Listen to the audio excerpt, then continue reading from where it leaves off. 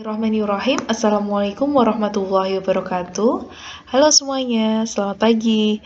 Hari ini kita akan belajar perilaku organisasi dan ini adalah pertemuan kelima kita.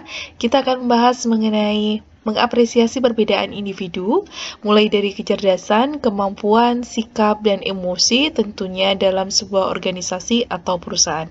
Bersama saya, Rosana Eri, dan kita akan menggunakan buku acuan yang berjudul Organizational Behavior yang diterbitkan oleh McGraw-Hill.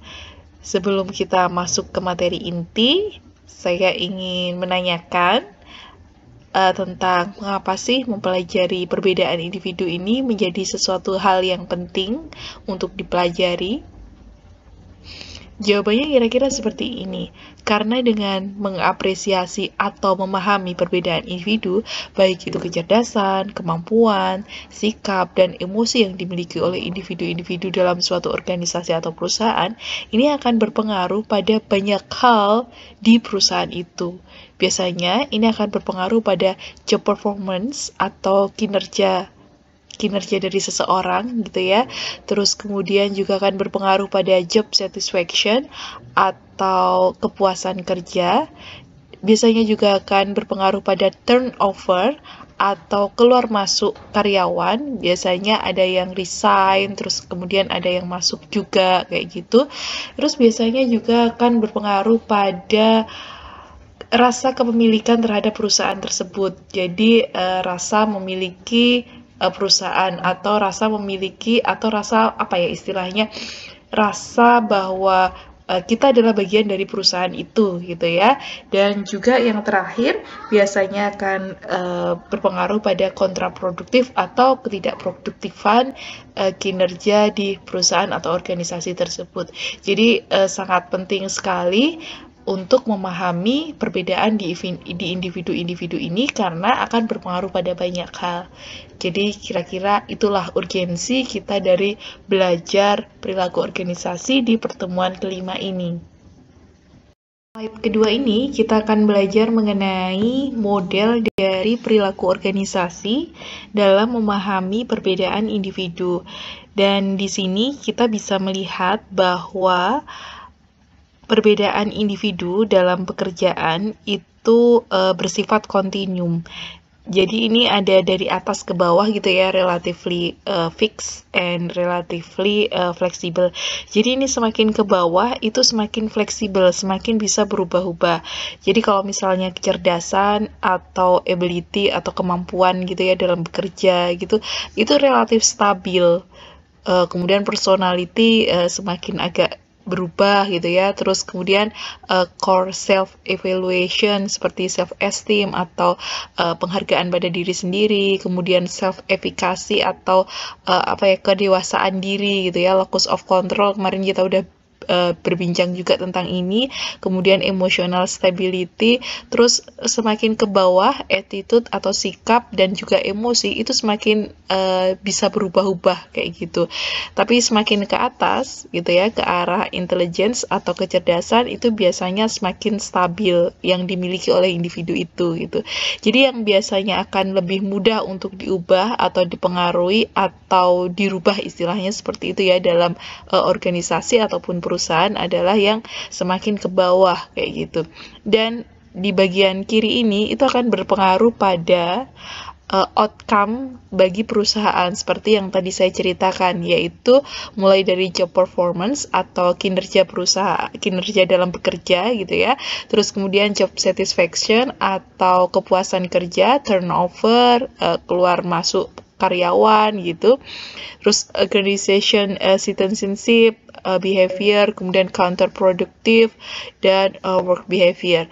Jadi ini akan berpengaruh pada outcome yang dihasilkan. Inilah kenapa penting sekali untuk mempelajari keberagaman dalam perilaku organisasi. Oke, kita masuk ke slide berikutnya. Kita akan membahas mengenai hal yang pertama kali dibahas tadi ya, yang dari atas yang relatif stabil adalah intelligence atau kecerdasan.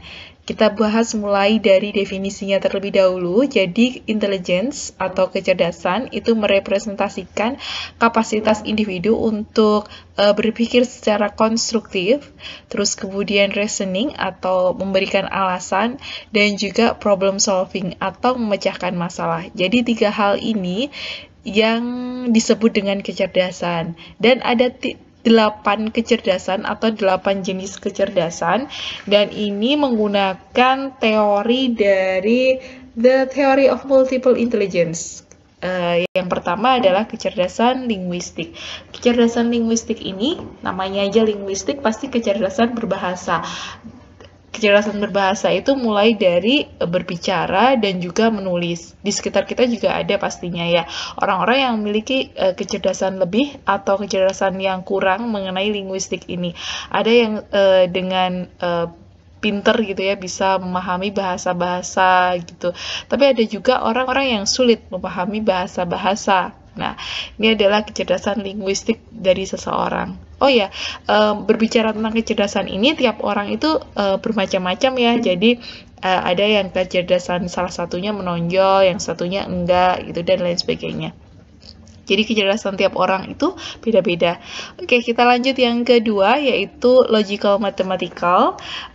Kecerdasan ini adalah kecerdasan untuk memberikan sebuah alasan gitu ya, atau reasoning, kemudian problem analysis atau menganalisis masalah, dan juga mengenai kecerdasan dalam mengkalkulasikan secara matematik atau perhitungan-perhitungan matematis. Jadi ini membahas tentang itu. Ada orang-orang yang matematikalnya bagus gitu ya. Biasanya orang yang matematikalnya bagus itu dia bisa berpikir secara logik, dan dia juga bisa mengemukakan dengan bagus alasan-alasan karena dia berpikirnya secara logik gitu. Dan biasanya dia juga pintar dalam mengkalkulasikan sesuatu gitu ya. Nah, seperti itu adalah kecerdasan logical mathematical. Kemudian yang ketiga adalah kecerdasan musikal. Kecerdasan musikal ini adalah kecerdasan dalam mengapresiasi, mengkompos atau mengkomposisi, dan juga perform musik. Nah, ini beberapa orang juga kan ada yang bagus, ada yang enggak tentang kecerdasan musikalnya. Berikutnya yang keempat, itu adalah bodily kinesthetic.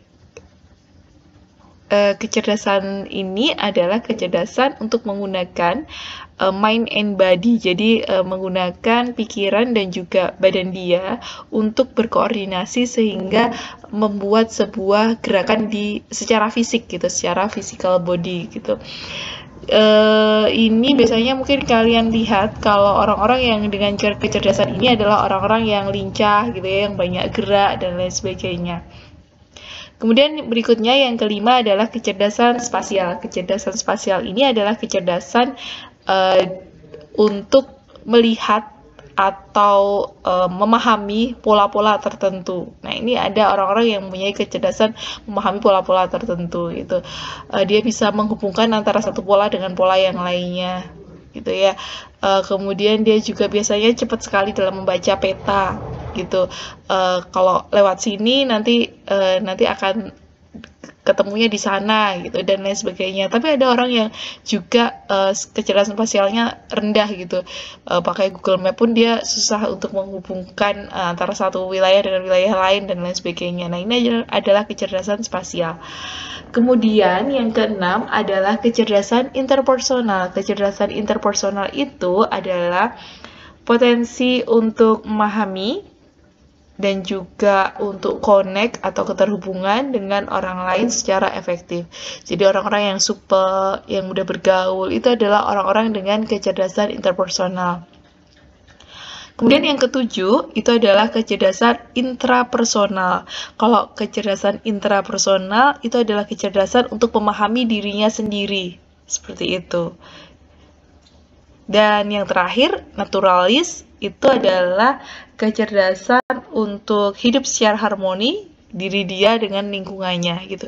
Biasanya mungkin kalian akan menjumpai orang-orang yang tipe-tipe naturalis ini atau dengan kecerdasan naturalis tinggi ini adalah orang-orang yang mencintai alam atau suka piknik ke alam atau apapun yang berbau dengan alam. Nah, itu adalah dia mempunyai kecerdasan naturalis yang tinggi gitu. Ya, kita bahas berikutnya, yaitu personality dynamics. Sebelumnya, seperti biasa, kita akan membahas dulu definisi dari personality. Personality ini didefinisikan sebagai kombinasi dari kestabilan fisik dan juga mental yang memberikan identitas pada seorang individu.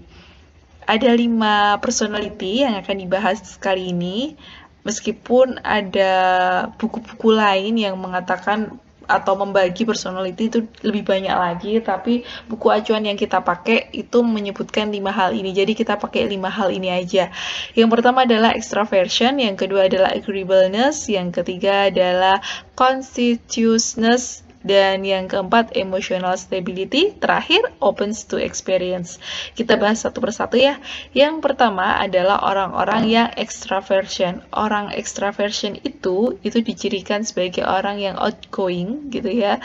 Terus kemudian talkative, dia mudah berbicara dengan orang lain gitu. Terus dia juga orang yang sociable, orang yang punya jiwa sosial yang tinggi gitu ya, mudah bergaul juga. Nah, itu adalah orang-orang yang extraversion. Terus kemudian yang kedua adalah orang yang agreeableness. Namanya aja agreeableness. Jadi orang yang agree itu setuju gitu ya. Orang-orang yang setuju aja gitu ya. Intinya kayak gitu. Orang yang kayak gini, ini adalah orang yang punya ciri biasanya trusting, orang yang mudah percaya gitu ya. Terus dia juga orang yang kooperatif, orang yang mudah diajak kerja sama. Terus kemudian dia juga orang yang soft-hearted. Jadi dia orang yang halus perasaannya atau hatinya gitu ya. Terus yang ketiga itu adalah orang yang conscientiousness. Orang yang tipe ini itu dicirikan sebagai orang yang dependable atau orang yang bergantung. Terus kemudian juga orang yang responsible atau orang yang tanggung jawab seperti itu. Terus dia juga achievement oriented atau dia berorientasi pada ketercapaian gitu, achievement itu gitu ya. Terus dia orang yang persisten, jadi kalau misalnya dia gagal atau jatuh, dia akan cepat bangkit untuk tetap ada dalam tujuannya kayak gitu. Terus yang keempat adalah orang yang emotional stability, jadi orang yang mempunyai stabilitas dari segi emosional. Orang-orang ini adalah orang yang biasanya mempunyai ciri relax atau orangnya relax gitu, terus secure, orang yang aman, terus unworried, nggak apa-apa gitu. Jadi apapun nggak apa-apa. Nah, itu biasanya orang-orang yang emosinya stabil. Yang terakhir adalah tipe orang yang opens to experience. Jadi terbuka pada pengalaman-pengalaman. Jadi orang yang pengen tahu pengalaman, terbuka terhadap banyak pengalaman, entah di diri dia sendiri ataupun di orang lain. Biasanya orang yang kayak gini adalah dicirikan intelektual, terus dia juga imaginative, dia curious, dan dia juga broad-minded. Jadi berpikiran luas kayak gitulah istilahnya. Jadi kalau kamu itu tipe personality yang mana nih?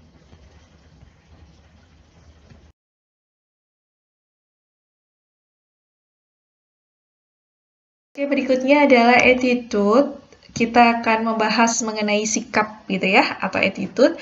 Kita mulai dari definisi terlebih dahulu. Jadi attitude itu didefinisikan sebagai kecenderungan untuk merespon dengan cara yang konsisten mengenai menguntungkan atau nggak menguntungkan gitu ya, favorable or unfavorable, tentang sebuah objek kayak gitu. Jadi ini nanti kalau misalnya ada dalam sebuah teori biasanya nggak cuma favorable atau unfavorable, tapi juga happy or unhappy gitu ya, menyenangkan atau enggak gitu, dan lain sebagainya. Jadi ini adalah mengenai sikap kayak gitu ya, seseorang merespon terhadap sesuatu objek, dia itu respon suka atau nggak suka, menguntungkan atau nggak menguntungkan, menyenangkan atau nggak menyenangkan. Nah, itu adalah attitude. Attitude ini adalah salah satu prediktor yang membentuk minat ataupun juga membentuk perilaku pada akhirnya. Dan ini ada dalam sebuah teori besar yang namanya adalah teori planned behavior atau TPB. Kalau kalian nanti skripsinya itu berkaitan dengan perilaku seseorang, perilaku konsumen, dan lain sebagainya, biasanya akan menggunakan teori ini, teori planned behavior. Dan ada 3 hal yang dibahas dalam attitude. Yang pertama adalah affective component, yang kedua adalah cognitive component, dan yang ketiga adalah behavioral component. Kita bahas satu persatu, mulai dari yang affective dulu. Affective itu adalah sikap yang mengandung perasaan atau emosi yang dimiliki oleh seseorang tentang suatu objek atau situasi tertentu, kayak gitu. Jadi ini adalah perasaan atau emosi. Itu letaknya adalah di affective, afeksi gitu ya. Terus kemudian komponen yang kedua adalah kognitif. Kalau kognitif itu adalah evaluasi atau yakin gitu ya, yang dimiliki oleh seseorang tentang suatu objek atau situasi. Jadi kalau si kognitif ini adalah keyakinan terhadap suatu objek atau situasi tertentu gitu ya, atau juga dia mencerminkan sebuah evaluasi juga gitu. Dan yang ketiga, komponen perilaku atau behavioral ini adalah udah sampai ke dalam tindakan. Jadi kalau afektif tadi adalah perasaan atau emosi, kalau si kognitif itu udah yakin, kalau si perilaku ini itu udah dalam bentuk tindakan. Kira-kira seperti itu pembahasannya. Ya, berikutnya adalah mengenai emotion atau emosi. Emosi itu apa sih gitu ya? Kita mulai dulu dari definisinya. Emosi itu adalah respon yang kompleks dan biasanya ini relatif singkat kayak gitu ya, langsung terrespon gitu terhadap sebuah informasi atau pengalaman tertentu yang dia biasanya akan mengubah kondisi psikologis maupun fisiologis kayak gitu. Jadi ini adalah respon gitu ya. Emosi itu adalah respon terhadap sebuah informasi atau pengalaman tertentu gitu. Responnya seperti apa? Nah, ini adalah emosi. Dan emosi ini dibagi menjadi 4 hal. Yang pertama adalah self-awareness atau kesadaran diri sendiri kayak gitu ya. Terus kemudian self-management atau manajemen diri sendiri. Terus kemudian self-awareness atau kesadaran sosial. Terus kemudian yang terakhir adalah relationship management atau manajemen hubungan gitu ya, atau relationship gitulah ya. Oke, kita mulai satu persatu pembahasannya. Yang pertama adalah mengenai self-awareness. Jadi kalau self-awareness namanya aja sadar terhadap diri sendiri. Itu ada tingkatan-tingkatannya kayak gitu ya, dia menyadarinya. Terus kemudian di sini pembahasannya adalah mengenai emotional self-awareness, kesadaran tentang emosi diri dia sendiri. Terus kemudian accurate self-assessment, dia bisa meng-assess atau bisa menilai diri dia sendiri gitu. Terus kemudian juga self-confidence atau kepercayaan diri dia kayak gitu. Terus yang kedua itu adalah mengenai self-management atau manajemen diri sendiri. Di sini itu ada emotional self-control, jadi seberapa bisa dia mengontrol emosi diri dia. Terus transparency atau transparansi gitu ya, tingkat transparannya dia.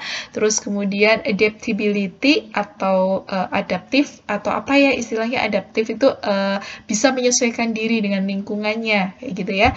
Terus achievement atau pencapaian, terus inisiatif, tingkat keinisiatifan dia. Terus kemudian yang terakhir adalah optimism, jadi tingkat optimisme dia. Itu adalah bagian dari emosi gitu ya. Terus berikutnya adalah social awareness atau kesadaran sosial. Di sini ada empathy, ada organizational awareness, dan juga ada service.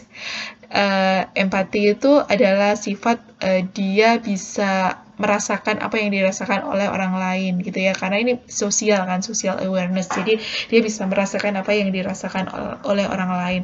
Terus organizational awareness, jadi dia sadar bahwa dia ada dalam organisasi gitu ya, atau berkaitan dengan organisasi yang isinya tuh orang-orang banyak. Terus juga service atau melayani kayak gitu. Kemudian yang keempat itu adalah relationship management atau manajemen hubungan kayak gitu. Di sini yang dibahas ada inspirational leadership, jadi leadership yang inspirasional atau kepemimpinan yang inspirasional, seberapa baik atau seberapa inspirasionalkah seseorang leader atau seorang pemimpin gitu. Terus kemudian juga influence, pengaruh, seberapa besar mempengaruhi orang, terus developing other atau membangun orang lain, orang-orang di sekitarnya, seberapa besar dia bisa membangun orang-orang di sekitarnya. Terus dia change catalyst atau dia bisa mengubah apa ya istilahnya, kalau katalis sendiri itu sebenarnya campuran, jadi campuran dari orang-orang gitu ya, individu-individu. Terus kemudian dia juga bagaimana melihat konflik manajemen, dia bisa nggak mengelola konflik gitu. Terus building bands, membangun apa ya jaringan-jaringan kayak gitu. Terus teamwork, kerjasama, dan juga yang terakhir adalah kolaborasi gitu. Jadi emotion itu dinilai dari 4 hal ini. Oke, demikian aja pembelajaran kita pada pagi hari ini. Jangan lupa subscribe, jangan lupa komen dengan menuliskan nama, kelas, dan NIM. Jangan lupa juga bunyikan lonceng, dan tambah satu lagi ya, karena pada saat ini sedang berlangsung asesmen lapangan untuk Prodi Manajemen Bisnis Syariah, akreditasi seperti itu. Jadi mohon doanya semoga dilancarkan dan mendapatkan hasil yang terbaik. Gitu aja dari Bu Rosana. Maaf bila banyak salah-salah Bu Rosana. Wabillahi taufik. Wassalamualaikum warahmatullahi wabarakatuh.